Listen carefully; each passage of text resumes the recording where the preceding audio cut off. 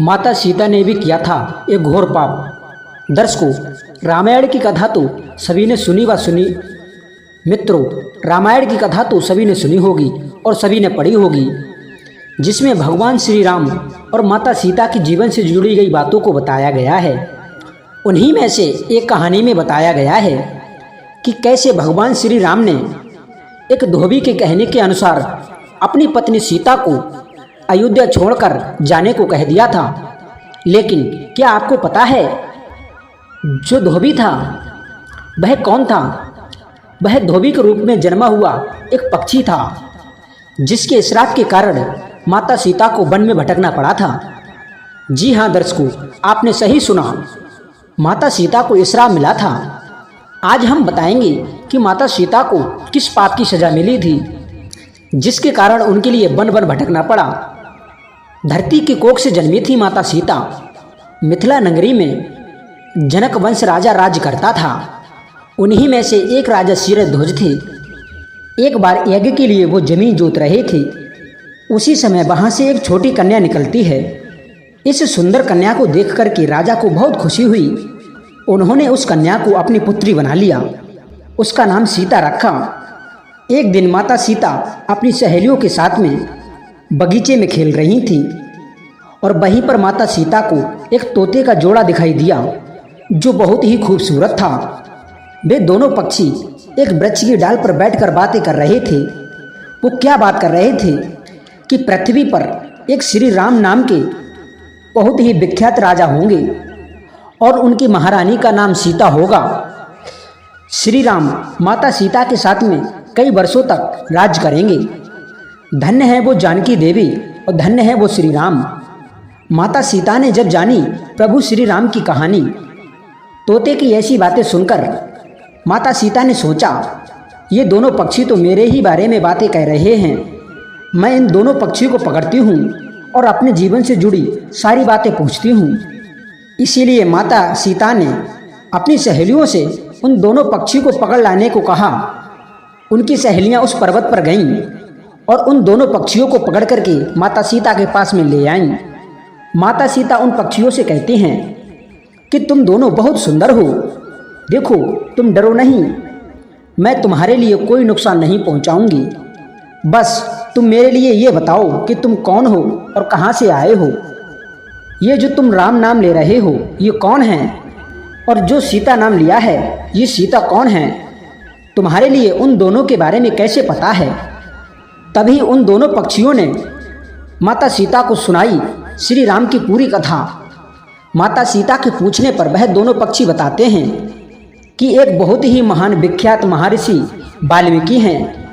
हम दोनों उन्हीं के आश्रम में रहते हैं। उन्हीं ने रामायण नाम का एक ग्रंथ लिखा है, जिसका पाठ उन्होंने अपने शिष्यों को भी कराया है। उन पक्षियों ने माता सीता को ये भी बताया, इस ग्रंथ में महर्षि वाल्मीकि ने बताया है कि महर्षि के यज्ञ के द्वारा पुत्र यष्टि यज्ञ से भगवान विष्णु राम रूप में अवतार लेंगे। उन्हीं के साथ में शेष अवतारी लक्ष्मण भी जन्म लेंगे और उन्हीं के साथ में भरत और शत्रुघ्न इनका जन्म होगा। ये चार मानव शरीर धारण कर पृथ्वी पर आएंगे। बड़े होने पर श्री राम महर्षि विश्वामित्र और अपने छोटे भाई लक्ष्मण के साथ अपने हाथों में धनुष लिए मिथिला नगरी आएंगे और शिव जी के धनुष को तोड़कर माता सीता से विवाह करेंगे। राम और सीता का विवाह तभी होगा।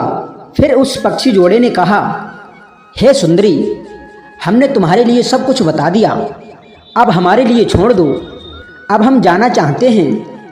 पक्षियों की बातें सुनकर माता सीता के मन में और भी बातें जानने की इच्छा हुई। तभी माता सीता ने उन दोनों पक्षियों से पूछा कि श्री राम कहाँ होंगे, वो किसके पुत्र हैं, कैसे वो मिथिला आकर माता जानकी से विवाह करेंगे। फिर तोता बोला, श्री राम का मुख कमल के समान सुंदर होगा और उनका गला शंख के समान होगा। मैं उनका क्या वर्णन करूं, जिनके गुणों का बखान 100 मुख वाला भी नहीं कर सकता। वो दोनों पक्षी कहते हैं कि वो जानकी देवी धन्य हैं, जो जल्दी ही श्री राम की पत्नी बनकर कई वर्षों तक राज करेंगी। लेकिन ये सब पूछ रही हो, तुम कौन हो?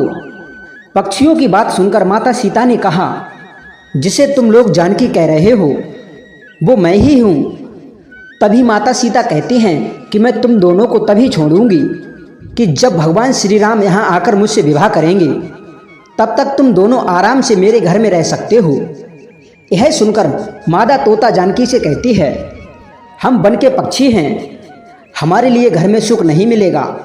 मैं गर्भवती हूँ, मुझे जाने दो। मैं अपने स्थान पर जाकर बच्चे पैदा करूँगी। यदि आप चाहती हो तो मैं बच्चे पैदा करने के बाद में फिर से यहाँ पर आ जाऊँगी। उस पक्षी के कहने पर भी माता सीता ने उस पक्षी को नहीं छोड़ा। तब उसके पति यानी कि नर ने कहा, हे सीता, तुम मेरी पत्नी को छोड़ दो, वो अभी गर्भवती है। जब ये बच्चों को जन्म दे देगी तो मैं उसे लेकर के फिर से तुम्हारे पास आ जाऊंगा। तब माता सीता ने कहा, तुम आराम से जा सकते हो, लेकिन ये मेरे लिए बहुत पसंद है, तुम घबराओ नहीं, मैं इसकी अच्छे से देखभाल करूंगी। जब माता सीता ने उस मादा को छोड़ने से मना कर दिया तो वो पक्षी दुखी हो गया। वो पक्षी दोबारा माता सीता से निवेदन करता है कि मैं अपनी पत्नी के बिना जिंदा नहीं रह सकता, इसलिए इसको छोड़ दो। हे माता सीता, तुम बहुत अच्छी हो, मेरी प्रार्थना मान लो, इसको अभी छोड़ दो। इस प्रकार उस पक्षी ने माता सीता को बहुत समझाया, लेकिन माता सीता ने उसकी पत्नी को नहीं छोड़ा। तभी मादा पक्षी ने माता सीता को क्रोध में आकर श्राप दिया कि हे सीते, जिस तरीका से तुम इस समय मुझे मेरे पति से दूर कर रही हो, वैसे ही तुम्हारे लिए भी गर्भवती अवस्था में भगवान श्री राम से अलग होना पड़ेगा। कुछ दिन पति से दूर होने के दुख में तुम बहुत परेशान हो जाओगी। इसी प्रकार दर्शकों इसी प्रकार से पति के दूर होने पर उस मादा पक्षी के प्राण पखेरु उड़ गए और वो वहीं पर खत्म हो गई। पत्नी की मौत हो जाने पर वह नर पक्षी दुखी हो गया। फिर वह सीता जी से बोला कि मैं मनुष्य की भरी हुई नगरी में भगवान श्री राम के राज्य में जन्म लूँगा जाकर के, और मेरे ही कारण तुम्हारे लिए अपने पति से दूर होकर वन वन में दुख उठाना पड़ेगा। तुमने मेरी पत्नी को मुझसे दूर किया है, आज मेरी पत्नी इस संसार को छोड़कर चली गई, इसीलिए मैं उस नगरी में जाकर जन्म लूँगा और मेरे ही कारण तुम्हें अपने पति से दूर होना होगा और तुम बहुत दुख उठाओगी और मेरे ही कारण तुम्हें वन में जाना होगा। और दर्शकों, इतनी बात कहकर वो पक्षी वहाँ से उड़ गया। कुछ साल के बाद में उस पक्षी का जन्म अयोध्या में एक धोबी के घर हुआ। उसी धोबी के कारण माता सीता का अपमान हुआ, उन्हें अपने पति श्री राम से अलग होना पड़ा। उस तोते का श्राप ही भगवान श्री राम से माता सीता का बिछड़ना ही, उसी तोते के श्राप के कारण माता सीता को श्री राम से दूर होना पड़ा। इसीलिए जब माता सीता गर्भवती थी तो उनके लिए भी भगवान श्री राम से दूर रहकर वन में रहना पड़ा।